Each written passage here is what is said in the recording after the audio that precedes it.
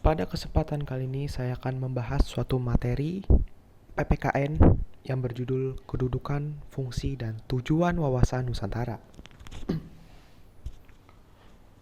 Sebenarnya kalian tuh tahu nggak sih apa itu Wawasan Nusantara? Wawasan Nusantara kalau kita gabungkan yaitu sebagai cara pandang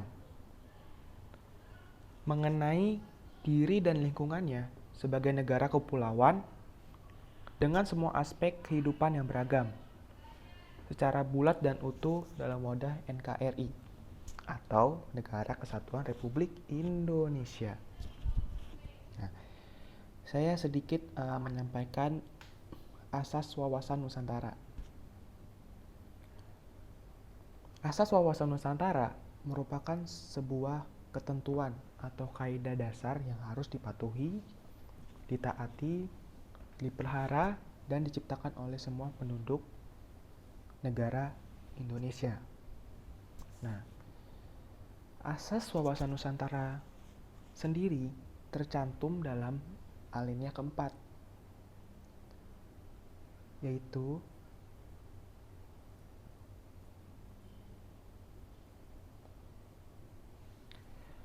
melindungi segenap bangsa Indonesia dan seluruh tumpah darah Indonesia, dan untuk memajukan kesejahteraan umum, mencerdaskan kehidupan bangsa, dan ikut melaksanakan ketertiban dunia yang berdasarkan kemerdekaan, perdamaian abadi, dan keadilan sosial. Nah, asas wawasan Nusantara tersebut terdapat 5, yaitu kepentingan yang sama. Jadi inti dari kepentingan yang sama ialah memiliki kepentingan yang sama untuk memajukan bangsa dan negaranya. Yang kedua, keadilan. Keadilan sendiri yaitu kesesuaian pembagian hasil dengan adil atau secara adil, jeripayah dan kegiatan baik perorangan, golongan maupun daerah.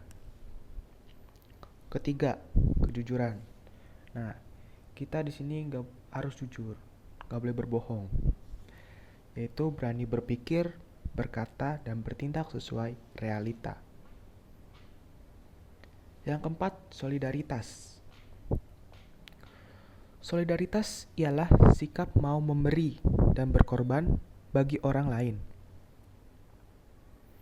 Yang kelima, kerjasama, yaitu sikap gotong royong, adanya koordinasi, dan saling pengertian satu sama lain.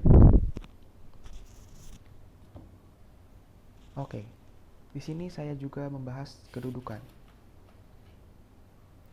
Kedudukan ialah sebagai landasan nasional, yaitu menyelenggarakan suatu kehidupan nasional agar tidak terjadi penyimpangan dalam mewujudkan cita-cita dan tujuan nasional.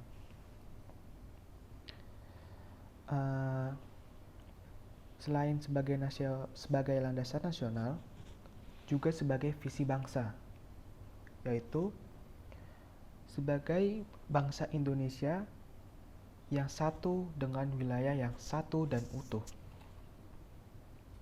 Sebagai contohnya, wawasan Nusantara menjadi pedoman dalam melaksanakan agenda nasional, yaitu pemberantasan korupsi yang bersindikat asas-asas kejujuran dan keterbukaan.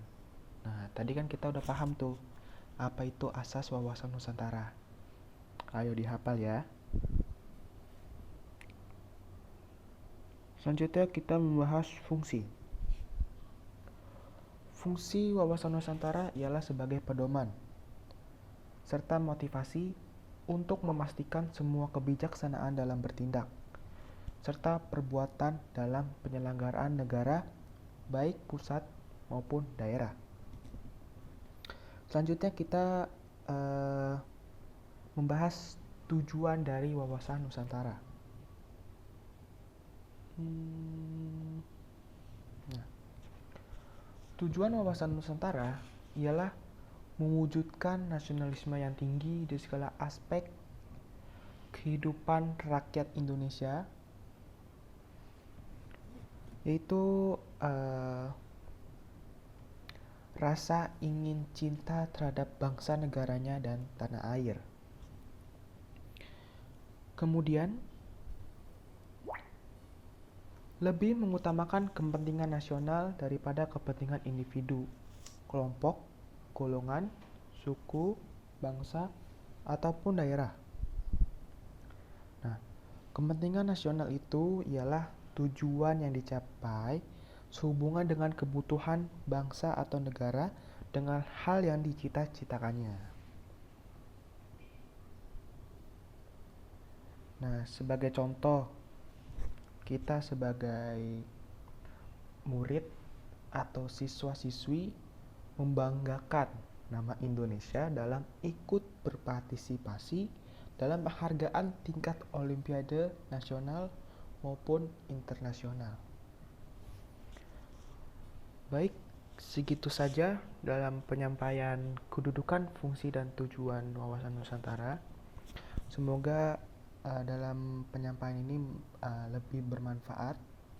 Kita dapat menangkap apa yang didapat. Terima kasih. Mari menjadi warga negara yang cerdas bersama PPKN. Wassalamualaikum warahmatullahi wabarakatuh.